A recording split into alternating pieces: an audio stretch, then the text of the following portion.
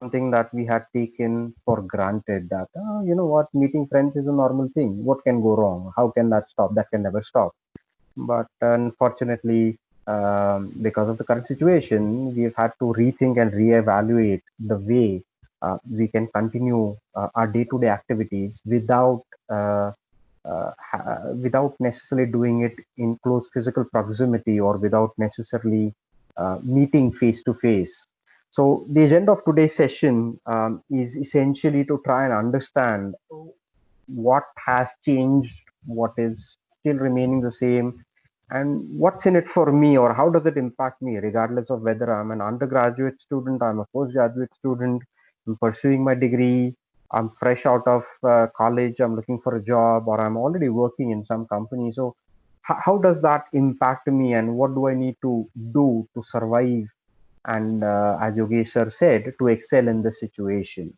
So there are a few topics that we will go over, as you can see in the presentation on the slide. We'll talk about communication in the pre-COVID and post-COVID era. So how was communication before and after? How does this impact us, regardless of which position we are in? What's the difference between virtual and face-to-face? Uh, Virtualization. Now we talk about the virtual mediums being used for quite a few things. Things that we never thought could be done virtually are now being attempted to be done virtually as well. And along with that, when you say communication in this virtual world or virtual communication, do we have any tools or techniques and tips and tricks that we can follow to make sure that our communication stays to be as effective as it was in earlier days? And are there any etiquettes that we should look for or that we should follow to make sure that our communication is not hampered? So let's get started. So before the COVID or the coronavirus situation came in, the preferred mode of communication, be it formal or informal communication, was in-person communication or face-to-face communication. Now, be it attending meetings or be it attending seminars or lectures in colleges, or may it be hanging out with friends in your favorite hangout spot in the evening or on the weekends, we never thought we would be connecting by looking into a computer or a mobile. Of course, if it's talking to a friend who's hundreds and thousands of miles away, of course, we would communicate through Skype or WhatsApp or any other medium. But that was kind of very rarely done. Majority of the times, it was more of physical communication, wasn't it? Now, this seemed to be going well. We didn't really even give it a thought. It wasn't even worth considering that, oh boy, I'm getting to meet my friends in person, or I'm actually able to attend my college lecture with my professor and with my colleagues in the same classroom, or the fact that I'm able to attend the meetings with my work colleagues, with my boss sitting in the same room. It kind of came quite naturally. We didn't really give it a thought. So everything was going fine and normal, and then suddenly the coronavirus kind of exploded, and it crashed our preconceptions of how effective communication can be. So in the post-COVID era, or now in today's times, communication is not really preferred to be in person. Majority of the communication is now preferred to be done virtually. Now, this does not apply just for formal meetings or office related work. It applies to both formal as well as informal communication. I'm pretty sure that now some of you may have gone back to your hometowns or home places. You still miss being a part of your friends group. You still miss being a part of the university, the college campus, the the atmosphere of sitting together, learning together, studying together, enjoying together. Now that word together was synonymous with being physically together. Now the definition itself, the very definition of being together, is being rethought. So now being together doesn't necessarily mean physically together. It probably now means being together virtually. So virtual presence is kind of now the preferred mode of communication, but for both formal as well as informal communication. So come to think of it, we know how to communicate. There's nothing wrong with that, or there's nothing new that we're going to learn here. So in terms of how to communicate, or in terms of communication per se, there are quite a few things that still remain same even after the advent of coronavirus. It's not that we are not allowed to speak. Of course, we are allowed to speak. We are allowed to communicate. So we just try and look at quite a few things that kind of remain the same. So when you say what to communicate, so the way we are communicating with respect to, when you're asked to speak about something, when you're asked to answer about something, we usually try to study the subject, and we try to prepare a set of main points in our mind, in our brains, before we start speaking. We don't speak random things, right? We speak to the point, relevant to the subject at hand. So those things still remain the same. That has not changed. Okay. Then how to communicate? So in terms of how to communicate, how do you speak? So there should be clarity in the way you speak. Your voice should not be too loud, neither should it be too soft. So the tone of your speech, or the tone in which you speak, should also remain the same. Okay. When to speak? When we are, let's say, talking together as a group, imagine a scenario where you and your friends have gathered at your common place, place where you like to meet and hang out. When you meet together, does it ever happen that all of you start speaking together?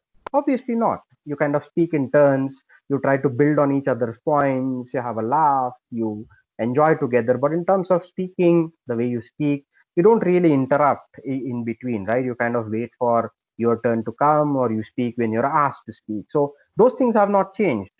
Even though the medium has changed from physical to virtual, these are a few things that, of course, still remain the same. How much to speak? Just because you've got a chance to speak doesn't mean you go on and on forever, right? You speak to the point, you make your point, you ensure people have understood what you're speaking, and then you let the others in the group speak. So that part pretty much remains the same. When you talk, you kind of try and talk related to the point being discussed, or you raise points which are relevant to the topic being discussed. You give analogies, you give examples. So in terms of how or what is uh, remaining same, or what has not changed in terms of communication, is what we've just seen. But it's equally important to understand what has changed as well, because it does directly impact the way we are going to communicate. So one of the first things that has changed is the place from where we are to communicate. Now the place has switched from a physical location or a physical place to a virtual place.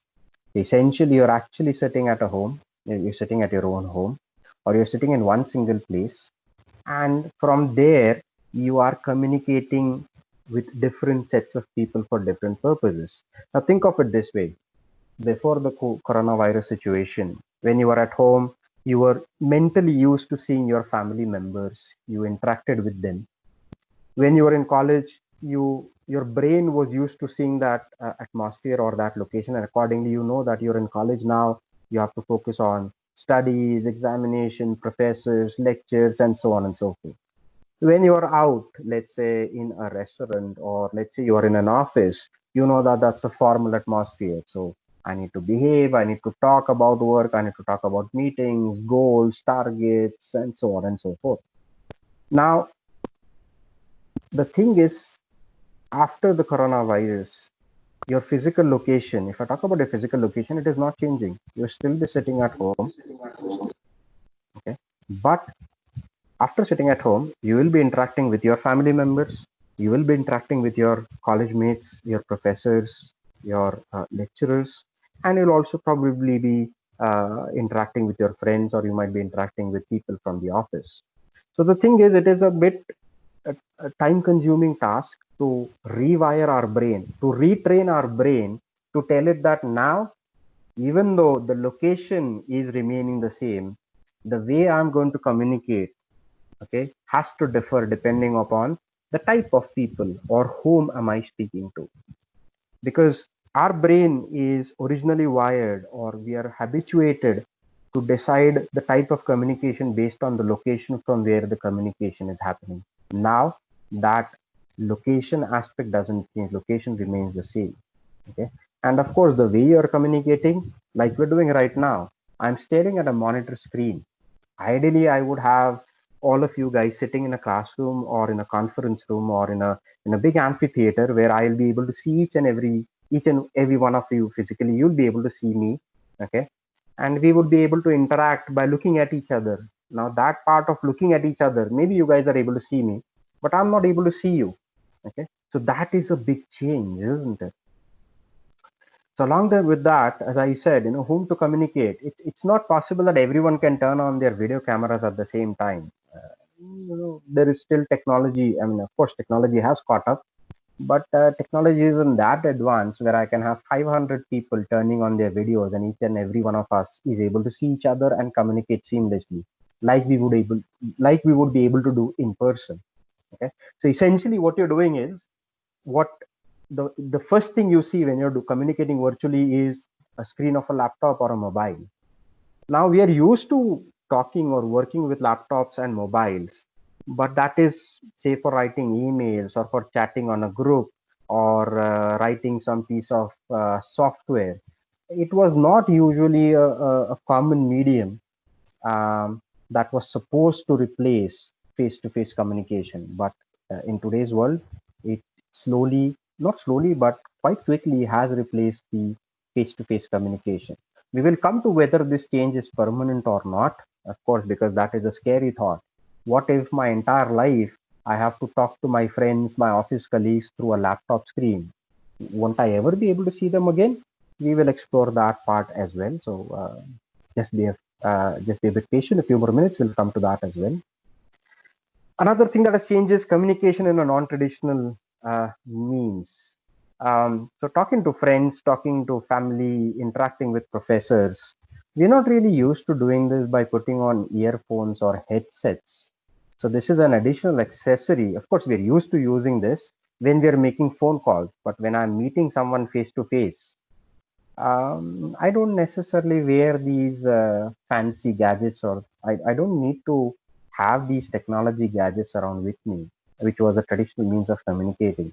The reason I'm referring to this as non-traditional means is because your face-to-face communication now, which has been replaced by virtual communication, is assisted with or is greatly assisted with these equipments, headsets, earphones, microphones, and so on and so forth. So getting used to that can be a bit of an issue. I mean, unknowingly, we find ourselves adjusting our headphones, adjusting our microphone, and in the middle of us speaking, sometimes we hear from the other end, "Oh, I'm sorry, Mandar, I can't hear your voice," or "Yogesh, I can't hear your voice," or "Pooja, madam, I can't see you." So that kind of becomes a hindrance to communication. We're not really sure how to deal with that, because in face to face that never happened. That right now I'm able to see Yogesh sir, but suddenly when he's standing in front of me, he disappears. That never happened, right? But with the virtual medium, that's something we are slowly getting used to the fact that even if I'm speaking doesn't necessarily guarantee that people are able to hear and see me the way I expect them to. Okay, so that's something, that's a change that we need to adapt ourselves to. Okay, and of course motivation to communicate. Now I am pretty sure you can agree with me that when you're communicating, seeing someone on the computer screen is a liberty. Okay, most of the times we are actually communicating with a voice on the other end. We can't see the person, we can't see their body language, we can't see their facial expressions, we can't see their eyes, we can't see the physical person. This is the this is the energy that a speaker feeds off. That energy part, or that energy quotient, that energy source is out of the picture. How do I motivate myself to continue speaking by looking at the monitor screen? Okay, a non-living thing which does not respond to me. The computer screen does not nod or does not smile or does not, does not have his eyes open up when he or she is excited. So if those things are missing, how do I, motivate myself to continue communication or to communicate in an effective manner? So these are a few things that have changed, and the fact is we need to acknowledge that these have changed and need to find how we can work around it.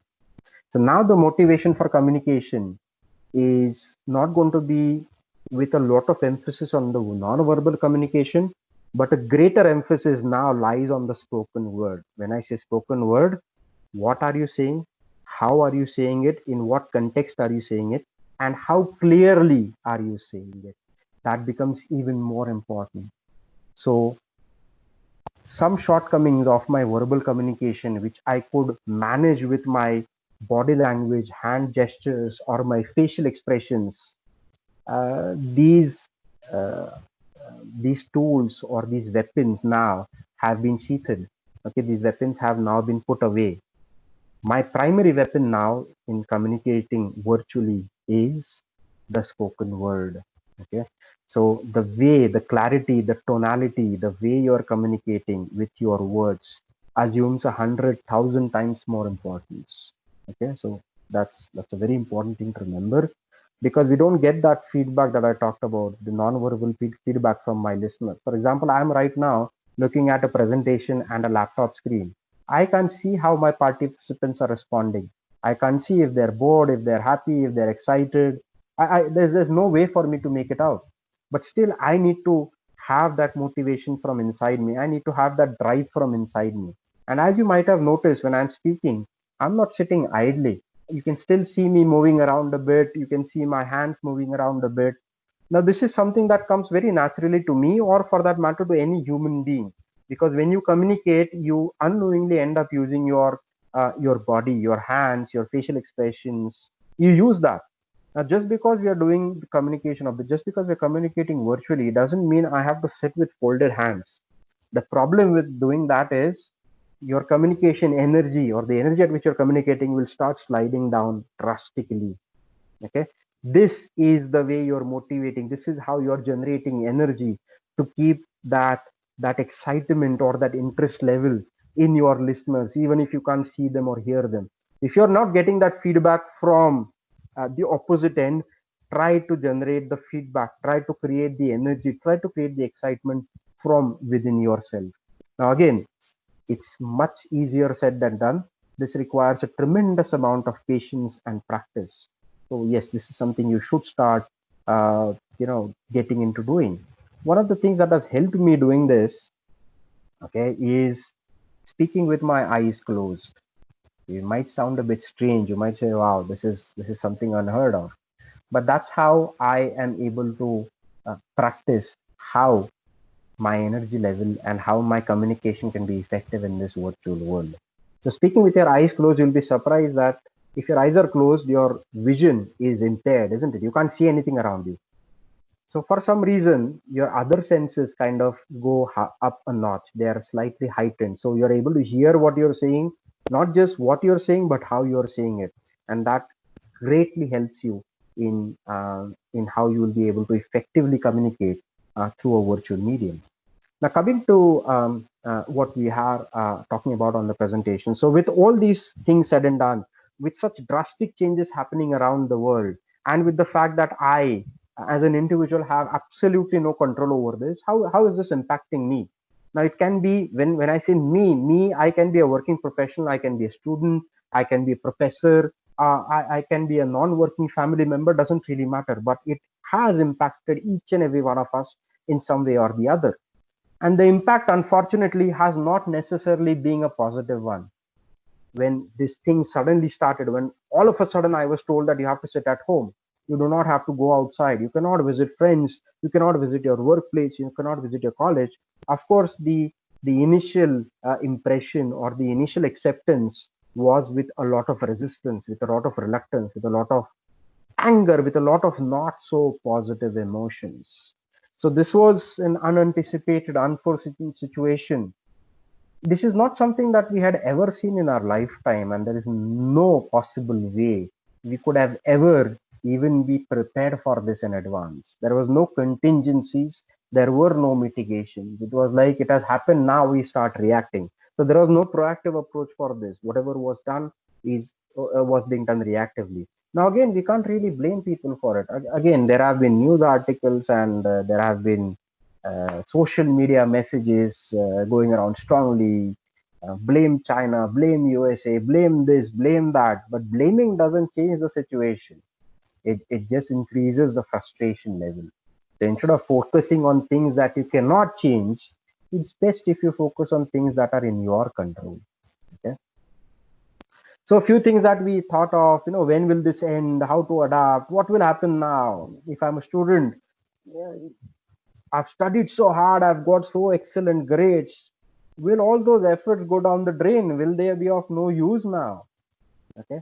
Why should I communicate now? There are no jobs, there are no this. Again, these are rumors, it's not a fact, but there are rumors. People say, oh, there are job cuts. Of course, there are job cuts happening. I'm not saying they're not happening, but they are not happening to that extreme a level as being circulated on the social media. Okay.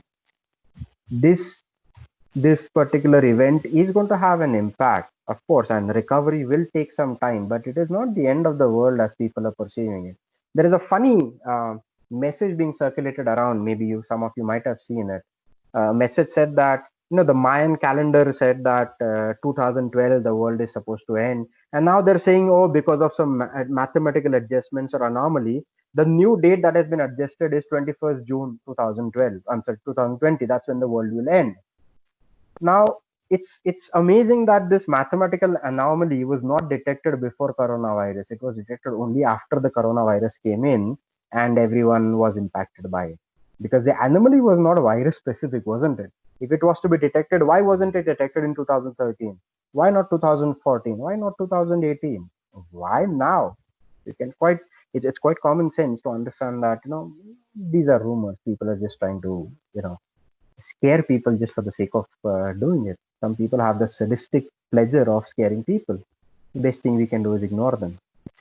Lethargy and boredom setting in, sitting at home all day. How do I motivate myself? I don't have to physically go someplace. I don't have to physically visit different places. Sitting in one place, sitting in one confined surrounding. I know it is very difficult to motivate yourself to come out of that lethargy or that uh, laziness, that laziness kind of starts setting in.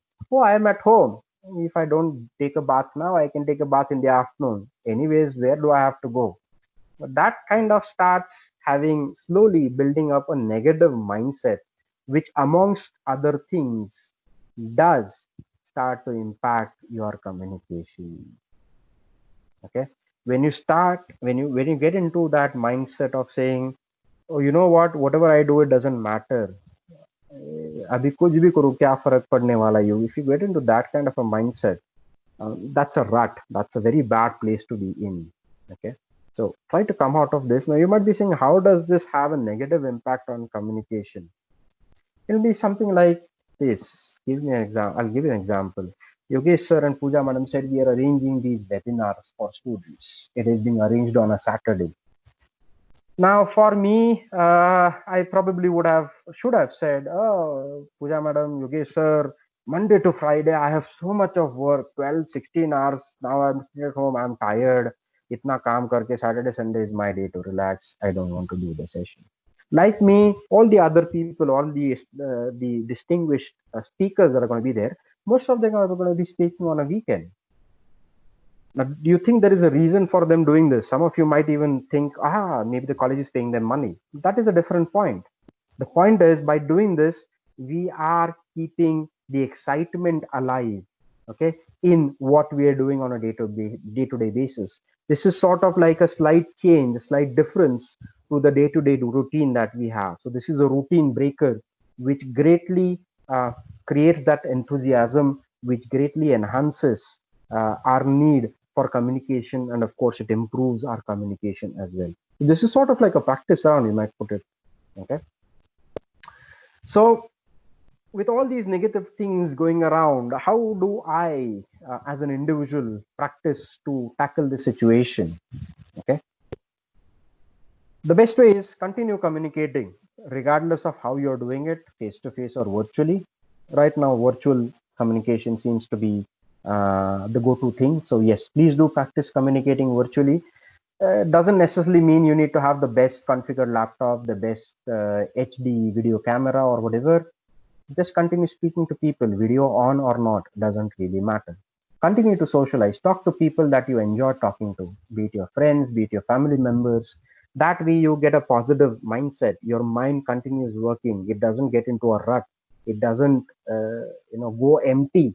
Okay, try to fill it with thoughts, positive thoughts, and positive thoughts are spawned. They are born once you start interacting with like-minded people or people that you enjoy speaking with. Okay. Avoid, ignore rumors, please. There are some rumors doing, oh, fresh graduates, no jobs for fresh graduates, people who are graduating or completing their PGs. There are rumors, or there are these ridiculous news making around saying there are no jobs for them. And there are news also saying that the job market will collapse, the economy will collapse, and the world will take 5 years, 10 years to recover from it. So we are worrying about unnecessary things which we can't control. What we can control is doing our best, giving our best, and hoping for the best, which we have been doing regardless of whether coronavirus was there or not. So that doesn't change. The only thing that you need to avoid it consciously is getting into these rumors or these kind of discussions. Okay? Continue using the habit of using the non-verbal medium to support your verbal communication, because that's how you are able to energize yourself. It is very difficult to communicate with the same level of energy for 30 minutes or 40 minutes or an hour by sitting idle, or by folding your hands, or by not moving your body at all. It is very, very difficult. And you don't really need to practice getting into that. Continue communicating the way you were. You don't have to change that. The only change that you need to adjust yourself to is the fact that now it is not face to face, it is virtual. But as we saw a few slides back, there are quite a few things with respect to communication that have remained the same. So don't try to change them. Don't try to change the way or the style in which you have been communicating. That is not the need of the hour, and that is not what virtual communication expects you to do. Okay. So your body language, your facial expressions, even if no one is able to see you, doesn't matter. Do it for your own self. Don't do it for people. Do it for your own self. That's how you get that energy, that enthusiasm. Okay. And of course, your activities, hobbies, uh, try to pursue them. Try to pick up a new hobby. It puts you in a nice, positive frame of mind. Okay, like for example, I have picked up cooking. I could only make tea, coffee, and I could boil water. Now I can actually cook a 5 course meal. I kid you not. I have learned that. I have also started learning Spanish. Again, it is not necessarily something that's related to my job profile or with a certain career aspiration, but it is something that I wanted to do for a long time. I get a few extra hours now in the day, which I save from the commute. So I'm trying to use that to the best. This is just my example. I've also seen quite a few students who are attending or appearing for certifications, who are proudly putting up their certifications on LinkedIn and things. This is a positive thing. I'm very happy to see that, because that means that you are actually putting to use effectively the additional time that you get to hone in your skills, to pursue your hobbies, to fine tune your skills, to learn something new. Do that. Okay, because that doing that, you will say, what does that have to do with communication? See, your communication is based on your mindset. If you're happy, the way you communicate is drastically different from the way you would communicate if you're sad or unhappy or irritated, right? So putting yourself in a positive frame of mind, these hobbies, these certifications help. Okay, and when you do that, when you are in a positive frame of mind, the way you communicate will be very different in a positive way, not in a negative way. Okay, so continue doing that. Now, just a few things about face to face and virtual. Few things that we have kind of talked about already. I'll just quickly revisit them. So when you talk about face to face communication, the effectiveness or the relevance of communication was based on location, office, classroom, friends, French katta, French adda, whatever you may call it. So our communication kind of varied depending on that. Or let's say you're attending an interview, you're at your formal best, well groomed, well dressed. So you're kind of in a very formal kind of a setup, and that was because of that location where you're going at. Okay, in the virtual world now, it kind of changes slightly. It's not a drastic change. It is a change nonetheless, but it is not as drastic where you have to redefine everything you have been doing so far with respect to communication. Okay, so face to face, this is a type of communication we are habituated right from our childhood, right from even before we could use words. We are habituated to communicating in person. Non-verbal communication, yes, it was a major weapon in our arsenal. Okay, and this was something that came quite naturally. With respect to virtual communication, apart from the fact that we are in the same location, there is heavy reliance on technology. The internet connection, the quality of equipments that we're using matters a lot. Okay, so might be a good time to, if you are going to give a rethink, it might be a good time to give a rethought or a rethink to the type of internet connection, the capacity of internet connection that you're using. I'm not saying you should go for the most expensive one. Okay, it may not be affordable, or more importantly, it may not even be required. But use the one that is relevant, or that has enough capacity for the kind of work you're supposed to do. For example, college students who are attending online sessions or online webinars, you don't need 100 Mbps connection. Don't hassle your parents and ask them to pay a bomb or huge sums of money to get a 100 Mbps connection. Unless your parents are already working in an industry where they need heavy internet connection, then it makes sense. But don't unnecessarily hassle them for it. Because if you're attending college lecture seminars, you just have to listen to the professor and probably look at the whiteboard that they're using. So there you don't need a 100 Mbps connection. 10, 20, 25 Mbps connection is more than sufficient. Okay. So I understand there is reliance on technology, but at the same time, use your common sense. Okay. Use your best judgment to decide how or what are the how best to use the resources that are available at your disposal.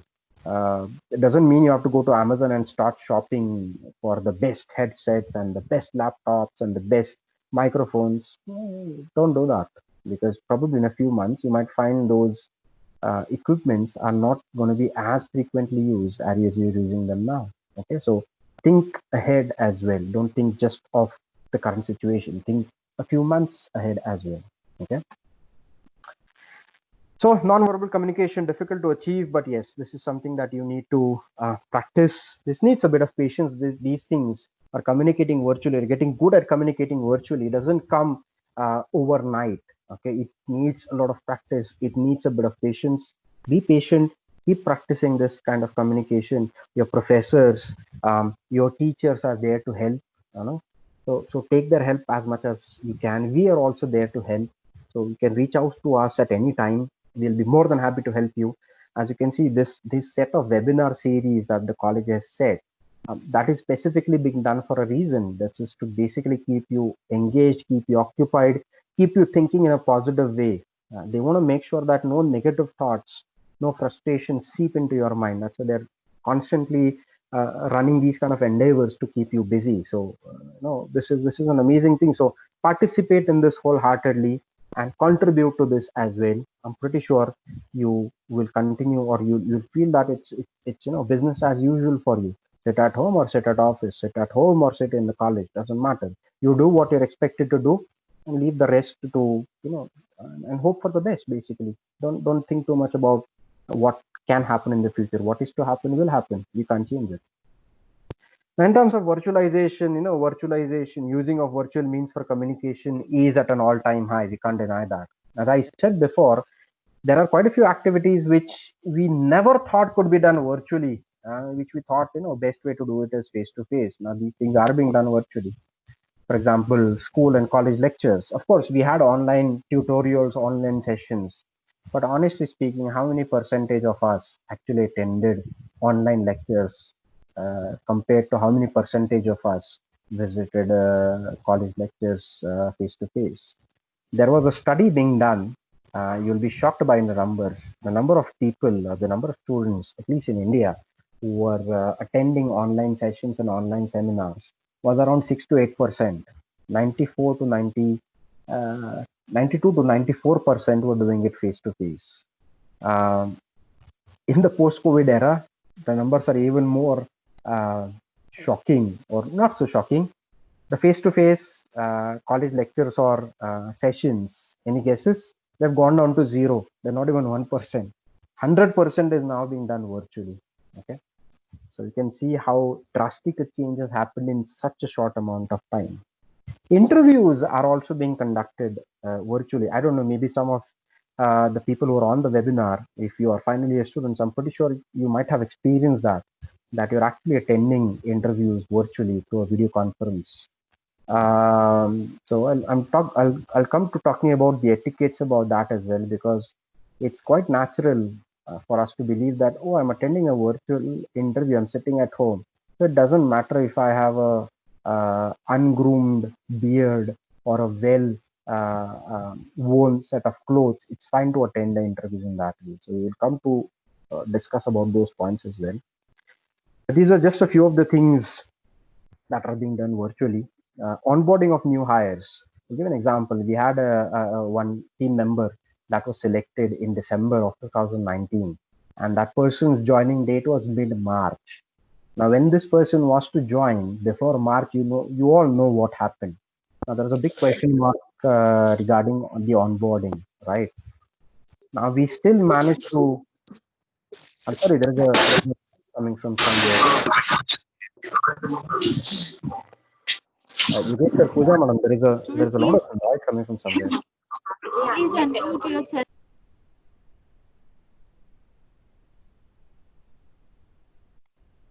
Right. I hope you can hear me now, Pooja, madam. You okay, sir? Yes, sir. Okay, perfect. So what I was saying is the onboarding of that particular employee or that particular team member of ours was done virtually. We actually had this person join in remotely using her laptop. We had security team, the IT team installed security patches on her laptop, and then she joined and started working. And then when there were certain relaxations put in, then we had our IT team actually supply her an office laptop, and she's working. So please don't assume that even if I have an offer letter, it doesn't mean that I will join. It's not like that. The companies are adapting. They are ensuring that they are trying to keep their commitments as much as possible with respect to getting people onboarded, people to whom offer letters have already been rolled out. Okay, so there are rumors that no one will be recruiting from campus anymore. That's a straight out lie. Some companies aren't, but it doesn't apply to everyone. Okay, work from home. Now this has honestly, it's something that was thought of a privilege, right? Quite a few professionals used to think of or used to check with company HRs that, do you allow work from homes? How many work from homes can I get in a day, in a month? Stuff like that. From being a necessity in the past 3 months, it has become, from being a privilege, it has actually become a necessity now. And it has become a necessity to that extent that quite a few organizations are drawing out strategies to allow a permanent or a circulating or a rotating work from home for a sizable percentage of their staff. Like, for example, TCS, you must have read that news. TCS was thinking of having a permanent work from home allocated to 25% of their staff or so by the year 2025. Okay, so again, there are opposing and drastically opposing views about work from home. Some of them are of the opinion that work from home is an amazing or the best scenario for them because it saves the commute time, it saves the pollution, it saves traffic, it saves time, it lets you spend time at your house, it allows you to work more effectively. The opposite end of this argument is, you don't get that atmospheric feeling of being in the office, so the effectiveness of work goes down. There is lethargy and boredom that sets in. In a house where you have pets and kids, it's difficult to attend conference calls or customer calls because of the possibility of a disturbance happening. So there are offering points of view. There's no right or wrong. It all depends on what suits you best and at the end of the day, whether is it an effective way for you to work. Okay. Now, in talks of virtual communication tools, quite a few new virtual communication tools have started coming up and they start becoming popular. Some of these communication tools already existed even before the COVID era, but we had never heard of them because honestly speaking, we never cared for them or we never really had the need to use them. But now, the only thing we hear about is Microsoft Teams, Zoom, Google Meet, Skype, and so on and so forth. These are now the new buzzwords, right? Now, virtual communication tools, we honestly speaking, we're already using virtual communication tools, right? WhatsApp, Google Duo, Apple video calling, Facebook, Instagram, something we refer to as social media, were tools for virtual communication. The only difference is these complemented our face-to-face communication. The tools that we'll be looking at now are kind of replacing the face-to-face communication. There is a huge difference there, isn't it? So these ones that we see at the top, the WhatsApp, the Instagram, they were supporting your face-to-face. They were kind of like a background support. They never said that we are replacing face-to-face. But some of the communication tools like Microsoft Teams, the one that we're using right now, Zoom or Skype or Google Meet and n number of different tools, they are now built with the purpose of being able to replace or simulate face-to-face interaction. A few of these tools is what we will try to look at very quickly. So we have Microsoft Teams, we have Zoom, we have Skype. Some of them are free to use or with a trial version. Some of them come with a license cost. Each tool has their own specific pros and cons. Like for example, if you look at Teams, the one that we're using right now, you can schedule video audio meetings with the possibility of sharing. And Teams also allows us to organize webinars or large meetings, which allows up to 10,000 participants, okay, at the same time. Something that was difficult to achieve even in the world of face-to-face communication, right? But Teams is able to do that. Then you also have Zoom. People have apprehensions about Zoom primarily because of security issues or the fact that it is owned by a parent Chinese company, and with the political scenario nowadays, people's desh bhakti or patriotism is at an all-time high. But if we keep all these things aside, and if I look at the tool as a tool itself, yes, it has quite a few good features of its own. It allows desktop as well as mobile-based access to video conferences up to 1,000 participants, and allows around 49 videos to be streamed at the same time on a single screen. So quite effective or quite impressive. You also have Skype. You have the free Skype that we probably are using. You also have Skype for Business or the enhanced Skype that Microsoft has come out with. So it allows video calling for up to 50 people with video sharing and content sharing concepts as well. Free Conference is another tool, slightly different tool. It kind of is unique in its own sense because it doesn't really require you to install any application or a software. It's you can join free conference based conferences using a mobile app or using any device that has a browser, including your smart TVs.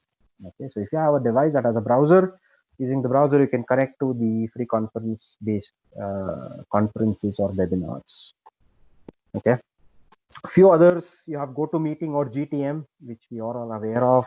You have Google Meet, which kind of replaces the Google Hangouts. It's a better betterment or an improvement over the Google Hangouts. We have WebEx, and then we also have, academically speaking, we have a tool, a big blue button. So this is specifically for collaboration, sharing notes, whiteboards. So it's been built specifically and catered specifically for school and college lectures or school and college sessions. So it's a very nice tool as well. Yogesh sir, I think we are using this in our college as well, right? Big blue button, or is it blue jeans that we're using?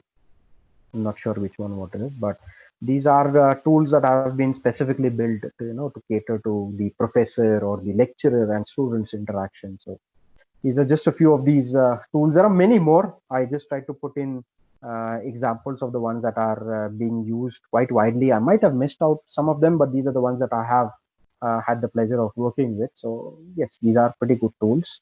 Of course, they give a blunt ground reality. They are not going to give you the same feel as a face-to-face communication. Of course not. But they are a decent enough replacement, not the best, but a good enough replacement to give you the feel of a face-to-face communication between your work colleagues, your professors, your school or college colleagues, your friends, and so on and so forth. Few etiquettes with respect to virtual communication. Now, the etiquettes of generally communicating that we saw earlier about speaking to the point, speaking clearly, speaking with the right tone, those remain as they are. But apart from that, now there are some new etiquettes that we need to be aware of. Etiquettes which are related to communicating using the technology or the virtual communication tools. Okay, one of the first things is test the technology beforehand. If you're supposed to be joining a session or a meeting or a lecture through Zoom or through Microsoft Teams or through any of these tools, it's a good idea to try and join these earlier, especially if you are the host of that meeting, it makes sense for you to join at least 15 minutes earlier so that you can join, you can check everything, and you can make sure that the video, the audio, the sharing works correctly. Because when you invite people to attend your sessions, to run into a problem and try to solve the problem in the middle of the session time is kind of not the best way to do it. So test these beforehand. Dress appropriately. That kind of remains the same, at least from the waist up. Okay, nowadays that's a new thing. You know, you don't have to, when you say dress appropriately, you don't have to dress formally from head to toe. For example, if you're attending an interview, you're not expected to dress formally from head to toe, but at least the visible part of your body, which the interviewers can see on the screen, that is your face, and probably till your waist up. So a good ironed shirt, a well groomed and well kept beard, if you're keeping a beard, well groomed hair, all these things are expected. Don't wear a t-shirt, a hat, or some funky looking clothes for appearing for interviews. I mean, that's not going to be tolerated, even though the communication or even though the interview is happening virtually. So do keep that in mind. When you're attending a session, for example, you're attending a college lecture or a college session, if you're taking notes, please make sure that, please remember that if you're taking notes by typing into your keyboard, okay, like I'm doing right now, do remember that your keyboard strikes are going to be captured by the laptop's microphone, and they are going to appear as tuck, tuck, tuck, tuck, tuck, tuck, tuck, tuck, non-stop noises to others who are listening, as well as to your lecturer or the host of the meeting. Okay, so if you want to take notes, best is, you know, take notes on a notepad or something. Another thing, if you're turning on your camera, please, a sincere request, make note of the background behind you. Okay, I don't know if you there was a funny video that was doing rounds of a guy who's sitting attending a video conference call with his office colleagues, and God knows where he's sitting, but his wife kind of comes out of the bath right behind him in the camera, wearing just a towel around her. So I know it sounds like a funny scenario. We all had a hearty laugh about it, but please remember, these things do reflect not so positively. So do make sure that your background in terms of your camera background has a decent background. The lighting is correct. Don't sit directly in front of a window, or do not sit with a window behind you, especially if the light is coming in, because then that makes you appear very dark. People are not able to see you, they only see the outline. So please make sure you take those things into consideration as well. If you're not comfortable about turning on your camera, for whatever reasons beyond your control, make sure that the camera is turned off. Okay, so it's not mandatory. Limit distractions as much as possible.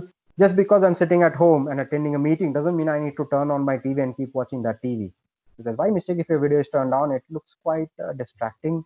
Put your mobiles on silent if you're attending a call and if you're expected to contribute, because the other people in your meeting are not sitting there to listen to your mobile ringtones, right? And last but not the least, a habit that unfortunately has crept into quite a few of them: don't eat during these virtual meetings. Okay, because video or not, audio or not, it's just wrong. Would you ever sit in a lecture and eat in front of your professor? Or if you're sitting in a meeting, would you sit and eat? Sometimes you might, but don't get into a habit of doing that. When speaking, look at the camera and speak clearly. Now, you might have noticed that sometimes I'm looking at my screen and sometimes I'm looking at the camera. You can make out the difference immediately, because when I'm looking at the screen, I'm looking away from you. When I'm looking at the camera, I'm looking towards you. Remember, when you have your camera turned on, the people who are seeing you can notice that difference, even if you feel there is no difference. So do keep this in mind, and this requires a bit of practice. So keep practicing. Communicate proactively. Let's say, for example, you're sitting at home, you're attending a meeting, and there is some road work, or there is rain and there is lightning, or there is some ambient noise that you can't control. Okay, it's not bad having that around. It's just that you need to be proactive enough to communicate it to your participants, letting them know that, okay guys, before we start, for example, I can say, okay guys, before we start, there is some repair work happening outside my house, so you might hear a bit of a noise there. I'll try and keep myself muted, but I do apologize in advance. I request you to kindly ignore that because it's something that I cannot control. So be proactive in that sense as well. If you have little kids at home, or if you have pets at your home, and if you know that you can't isolate yourself from them, if you know their noise is going to come in when you're speaking, let people know about it. Apologize if required.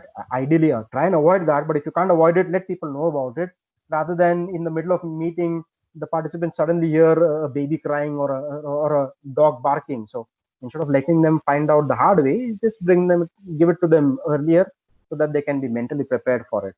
So I know these are challenges, but things that you need to take care as well. And last but not the least, of course, something that no one should tell you to: mute yourself when you're talking. This is nothing new, okay, to be honest. For example, if you're talking in a group, let's say if you're attending a meeting or you're attending a college lecture, do you speak along with your professor, or do you speak along with your friends? No, right? You keep quiet, you listen to people when they speak. So same way, in a virtual world, you have to follow the same rules. The only thing is, now you have to mute your technology, not just yourself. When I say mute yourself, it's not yourself as such. It's about muting the conference, for example, clicking the mute button on your Microsoft Teams or on Zoom or on any other application that you're using for communication. This way you ensure that the speaker is not disturbed by the ambient or the background noises, like what happened a few minutes ago.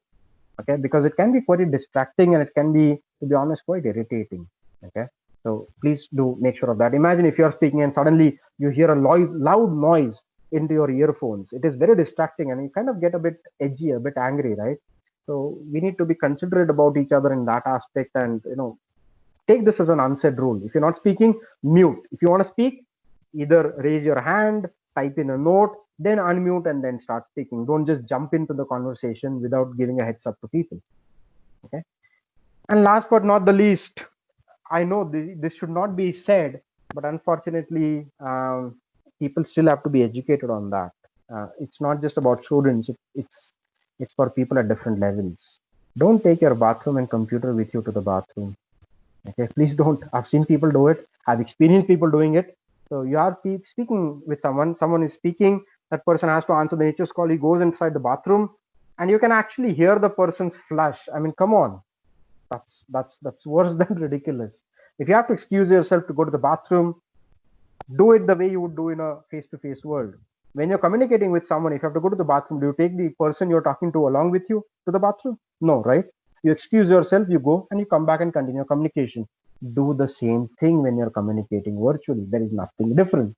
Don't take your phone and laptop or your computer to the bathroom. And God forbid, if you have the video on, that is the worst possible thing. So please be careful about these things, right? So just a few of these etiquettes. With that being said, I kind of bring the session to a conclusion. I'm sorry, I kind of ate up a few minutes into your Q&A. So Yogesh sir, Pooja madam, if it's all right, we could probably extend it by around 10 minutes or so that we can, receive some questions and give a chance to answer back on those questions as well. I hope that's okay. Yeah, okay, sir. All right, thank you. So that's it from my end, guys. If you have any questions, please feel free. Okay. Sir, thanks a lot for this session. It was indeed an eye-opener for the students. We move forward, students, for the question-answer session. So please post your questions in the chat box. Currently, there's a question from Rishabh. He's asking, other than communication, what are the things that are affecting the virtual working process? Okay. That's a nice question, Rishabh. So other than communication, what is affecting the virtual working process? Okay, quite a few things. I'll try to identify the major ones, if I may. Like I've already mentioned about the interviewing and the onboarding. Okay, that's kind of gone virtually as well. The other thing that has now happened is deadlines, timelines, or deliverables. Okay, have also been relooked at. Companies, for some reason, I'm not sure of what the reason is, but companies for some reason now, or organizations for some reason now, have started pushing in for even more stringent and tighter timelines than before. This is based on my personal experience. Of course, we call them as stringent and more tight timelines because of how we used to compare them with the timelines as they were before. Okay, but they're not actually tight or stringent. They appear to be based on our experience of how they were. So for example, if there was some deliverable that you were expected to give in 6 hours, on an average in 6 hours, the company, your leads, might now start expecting it to be done, say, within 4 hours. But you can't really blame them, because to be honest, for example, when you're sitting at home, you don't need 1 hour for lunch, right? You can go and have your lunch properly, but you don't need 1 hour. You don't have to go to a cafeteria, you don't have to walk to a pantry, eat lunch, wait for a table, eat lunch, and then come back. It doesn't take you an hour, honestly, right? So your work day, even if it remains 8 to 10 hours, the effective hours that you put in have definitely increased as compared to how it would be when you're in the office. So for example, if your office work day was 8 hours long, the effective hours put in was around 6 to 6.5 hours, taking into consideration your lunch break, coffee breaks, and so on. But with the work from home now, the effective time that you put in out of that 8 hours is close to around 7 hours. So you've actually kind of gained 30 to 60 minutes additionally working for the same amount of time. That's why these timelines or deadlines kind of start appearing or are being perceived to be a bit stringent. But honestly speaking, they're not. It all boils down to how well you're able to manage your time. Okay. Cool. So I hope that has answered Rishabh's question. Okay. So there's one more question, like from Rishabh as well, that how to start a conversation with an unknown person virtually. Okay, okay, that's a very nice question, Rishabh. The answer is pretty straightforward. The same way you would start a conversation with an unknown person face to face. So if I'm talking to someone for the very first time, if it's to be done face to face, we introduce each other, or we expect the introduction to be the first thing. So for example, if I'm meeting Rishabh for the first time, I will go up to Rishabh, or maybe Rishabh will come up to me. We will greet. There will be a formal greeting. We'll wait for introductions from both the ends. I'll introduce myself to Rishabh, then Rishabh will introduce himself to me. We will talk about why we are meeting, and then we start talking about the topic at hand. Okay. So regardless of whether it is face to face or virtually, the way you start the conversation pretty much remains the same. The only difference is now you're having this conversation done using, say, Microsoft Meet or Skype or Zoom. Okay. So the tool, the medium has changed, but the process of the conversation or starting the conversation remains exactly the same. That has not changed. Thank you, sir. Last question. How to enhance the virtual listening skills? It is posted by Pranita. Okay. Enhance virtual listening skills. Okay, that's an interesting question, because not a lot of people. I'll tell you why it's an interesting question. Because when you talk about a virtual interaction, everyone is running into speaking. Everyone wants to talk about how well can I speak? How well can I speak? No one talks about listening. That's why I said it's an interesting question. So Pranita, as is the case with face-to-face, in virtual communication as well, listening is an equally important skill as speaking. I applaud you for that brilliant question. Now, how to enhance it? Okay, that's an interesting point. One of the few things that you can practice to enhance it is, let's say, for example, you want to enhance it for appearing for an interview. So you are able to hear the question correctly, and then you're able to answer correctly. Now, how do you enhance it? Practice makes perfect. So my suggestion would be, gather a bunch of friends or people you're comfortable talking to, and try setting up these kind of socializing calls or socializing meetings. Talk to them, listen to them speak, get into a habit of listening to people over a laptop or over a mobile, using a good quality headphones, or using whatever headphones you have that best serve the purpose. That will train your ears, that will train yourself to listen to people at a specific volume. Maybe there are echoes sometimes, so we're not comfortable the first time. So you need to get into a practice of doing that before you start adapting the listening skills into a more formal setup. For example, let's say you have an interview scheduled for a week from now, or an interview that is supposed to be scheduled virtually. My recommendation is, take a professor's help, take your friend's help, set up these kind of virtual interviews or virtual mock. Hello. Hello. Ma'am, this is lovely. My chats have been disabled. That's why I'm not able to asking any question. Lovely. If you don't mind, if I'll just complete this question, what I was talking about. If you have to speak, make sure you let the other person complete before you kind of jump into speak. One of the etiquettes that we need to follow now with virtual Okay. communication. I'll just come back to you in a second, but I'll just complete this question. I'll just answer. So if there's an interview scheduled for a week from now, try Okay. practicing Okay. every day. Uh, so that you get accustomed, you get used to listening to people speak over a headphone, so that when it comes to the time of doing the interview, you're already into a habit of listening correctly and properly to what is being said in terms of virtual communication, right? Another tip I would give: please do not hesitate in asking people to repeat themselves, because they also understand that this is not the same as face to face communication. There can be network issues, there can be technology issues, there can be connectivity issues. So if you're not able to hear someone speak clearly, don't assume. It is dangerous to assume. It is best to politely ask the person to repeat themselves. You can tell them that I lost you in between. I'm sorry to interrupt, but I lost you in between. I couldn't really hear the last three things you said. Could you kindly repeat those once again? Okay, so there is no harm in asking people to repeat what they've said, especially if you haven't heard them. But it is far more dangerous to assume, because then you might assume something wrong. Okay. So those are a few tips that I can give you to enhance your listening skills when communicating virtually. Okay. Right. I hope I have answered that Yeah. question. Yes, sir. Thank you, sir. Thank Lovely, you. do you have any question? Lovely Divedi? Yes, lovely. Your question, please. Ma'am, I have a question, but my chats have been disabled. I'm Yeah, not yeah, you able can to ask write the anything on question. the screen. Yeah. Okay, you can ask the question. Lovely. Okay. Ma'am, I want to ask this question that what tips would you like to give to students? Like students can improve their speaking skills. Okay, Mandar, Hello? sir. Hello?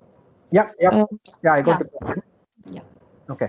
So lovely. So speaking skills. Ji sir. Now, when you talk about speaking skills are pretty much going to be the same, regardless of whether you're doing whether you're speaking face to face or you're speaking virtually. As I said, with respect to speaking skills, speak clearly, speaking to the point, and speaking loud enough. Now, this is one thing you need to take into consideration. If you notice here, my microphone is hanging slightly below my mouth, right? So it might happen that if I speak in a slightly slower tone, you will hear my voice even lower. When speaking virtually, kind of a habit that we need to inculcate to speak slightly louder than we normally would speak. Now, why do we want to do that? We want to do that to allow our voice not to be sacrificed through this microphone. So people are able to hear us clearly. We speak slightly louder. Okay. And in terms of general communication, the tips for general communication are the same, face to face or virtual. Speak clearly, speak to the point, speak loudly, and take pauses. Do not speak as if you are running in a running race, in a 100-meter dash. Don't go from start to end. Let people hear what you're saying, let them process what you're saying, and then proceed onwards. Okay. Okay, sir. Thank you. Thank you. Another thing to keep in mind, guys. Sometimes we have the headset with the microphone hanging here, right, with that plastic thing. Yes, sir. Unknowingly, we don't realize, but we kind of do this. Do you notice this? The breathing Yes. noise. Okay, that's the worst kind of thing you can hear. Okay, avoid doing that. If you're using such kind of headsets where the microphone is hanging between your nose and your mouth, mute yourself when you're not speaking, or turn the microphone away if you can't mute. And when you're speaking, put the microphone towards your mouth, not towards your nose. Remember, you speak through your mouth, not through your nose, and that breathing noise can be very distracting. So please keep that in mind. That again requires practice. Make sure you keep that in mind consciously. Don't let that become a hindrance to your communication. Sir, if we Thank are you, sir. okay, okay. Thank you, sir. Yeah, yeah. Thank you. Thank you, lovely. Thank you, students. Thank you all. I request Yogesh, sir, to share the glimpses of today's session. I think there is one more question, Pooja madam, on the chat. If you don't mind, can I quickly look at that? It's from Rishabh. Yeah, yeah, Uh, yeah, sure, sure. So he says how to deal with the real and fake virtually. Rishabh, I'm not sure I understand the question. What do you mean by real and fake virtually? What in what sense? You can unmute yourself, Rishabh, and ask the question. I'll be more than happy to discuss it.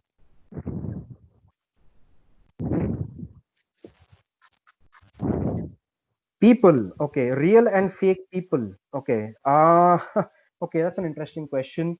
Um, if you're if you're talking about uh, I don't know how do I put it?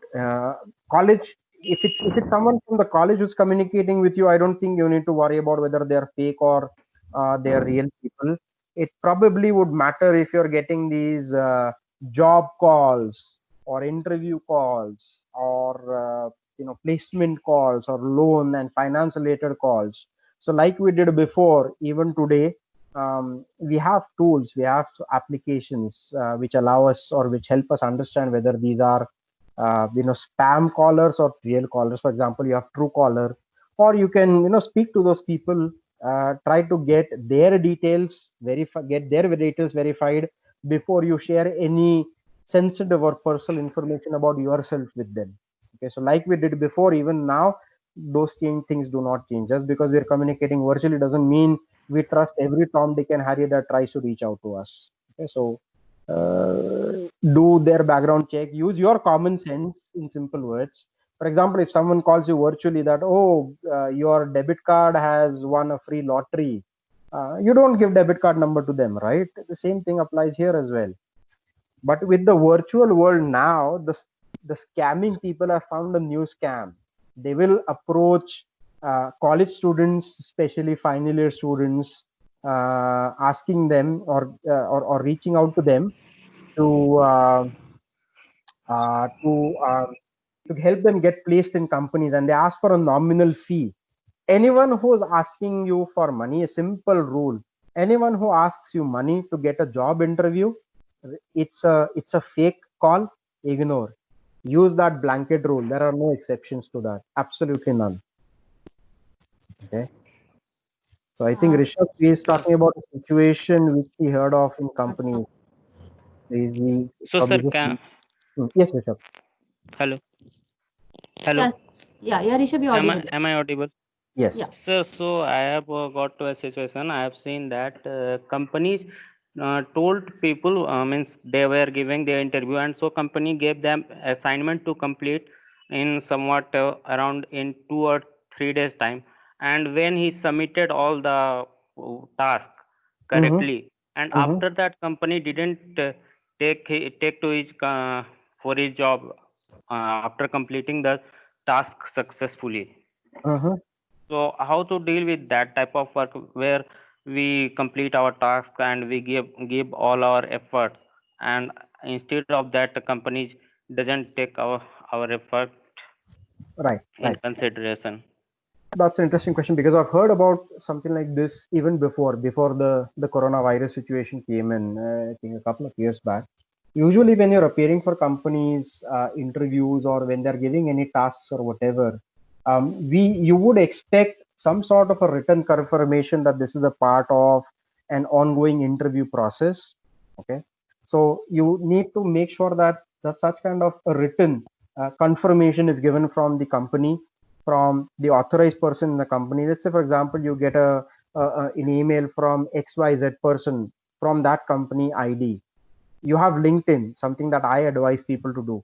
Go and look up that person's profile on LinkedIn and see if that person is actually who or he or she says is in that company. If verified, go ahead. If not verified, that is a fake thing. Okay, people can replicate domains, they can create fake domains and send you seemingly realistic emails about interviews, about tasks. So if you have got an email from such a person, take the person's name, look up the person in LinkedIn, see if that person is actually employed in that same role in the company as he or she states to be. If yes, that is authentic. If no, that is fake.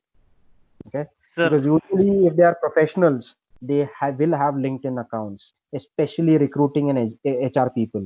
If they don't have the LinkedIn account, 99% of the chance or majority of the chances that it's a fake ID or it's a fake person that's trying to scam you. Okay, sir. So Thank you, Rishabh. this can be a new challenge for the companies who are trying to start up startup companies. Absolutely. If you notice, when an authentic email is received, at the bottom, on the footer of the email, you will see a disclaimer, a long legal disclaimer. Okay, that legal disclaimer indicates whether it is an authentic, it's an email sent from an authentic company user, or is it a fake email. Fake emails usually do not have that legal disclaimer at the bottom. Okay, because it is a templated legal disclaimer that is authorized by the legal department of that given organization. So that is another hint by which, or that is another clue by which you can make out whether you've got an authentic email or you've got a fake email. Okay. Okay, thank you, sir. All right, thanks, Rishabh. Renu madam, I think, had a question. I'll just she has a question. that as well. Right. Yeah. So I'll just read out the question. The lack of verbal and visual cues can cause messages to be misinterpreted, leading to confusion, frustration, and even resentment in virtual platforms. How should this be tackled? That's an excellent question, because I've already seen people resenting the virtual platform simply because the messages are lost in translation. Now, this is where the age-old baseline of communication of using tonality or tone variations when you speak comes into the picture. This is what will come to your aid, because if you speak in a flat tone and if people cannot see you speak, it is going to cause this resentment. It is going to cause this confusion, because people will not understand if you've said it seriously, if you've said it as a fleeting comment, or if you said it as a sarcastic comment or whatever. So speak the way you expect people to perceive what you have spoken. So it's not just about the spoken word, but it's also about how you've said it. Okay, so say it the way you want people to understand what is being said. Okay, so that's why I mentioned that the spoken word is important, not just what you say, but equally important how you say it. If the video option is available, use your visual cues, use your facial expression, use your body language. In cases where the video option is missing, your voice tone matters a lot. Okay, to be able to send the right message or the right signal to the listener. Renu madam, I hope that answers your question, at least to a certain extent. Okay. I hope so. So thank you, Renu ma'am. Yeah, thank you, Mandar sir. Over to Yogesh sir. Thank you, Mandar sir, for such an informative session. From My this pleasure. session, we understood how to use the different communication platforms and receive the tips for effective communication in the virtual world. Over to you, Pooja ma'am. Thank you, Yogesh sir. Students, you can see a link displayed on the screen. You need to give a feedback and answer a short quiz. It is mandatory for you because you have to get the e-certificate, which you will be receiving on your respective mail IDs within 3 to 4 days. So you can see the link which is being displayed on the screen. Okay. And I hope is it visible to you? So present excellencies, professionals, teachers and students, I thank IICMR for giving me the opportunity to express my gratitude on this special day. It is the biggest day in the history of our Link institute. is not visible to me. Okay. Yes, yes. I'm going to put the link on the chat box. The link will be simultaneously displayed in the chat box as well as on the screen. Okay, lovely? Okay. Yeah. Okay, ma'am. Thank you. Yeah. Okay, so it is the biggest day in the history of our institute because this is the beginning day of our national webinar series, WEBETHON 2020. Almost 250 plus students have registered from across 50 plus colleges and universities. So therefore, it is a huge success for us. I would like to thank our director, Dr. Dipali Savai, for guiding us. And at the outset, I would also like to thank our organizing team, teachers and staff members. Our next webinar series is scheduled on 27 June 2020 at 12 p.m., which is on BI Tools Makes Business School by Mr. Pankaj Morade, Senior Consultant, EXA Business Technologies Private Limited. So further details will be communicated to you via email IDs, those which you have used during your registration time. So till then, have a great day ahead. Thank you. Thank you so much, everyone. Thank you. Thank you all. Thank you, Mandar sir. Thank you, sir. Bye-bye. Thank you, sir. Students, the registration link is available in the chat box as well. The certification link is there, https://bit.ly quiz_talk2.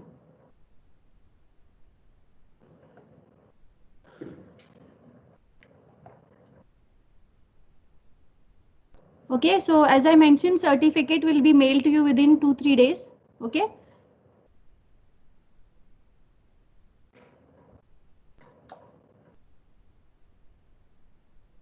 So thank you.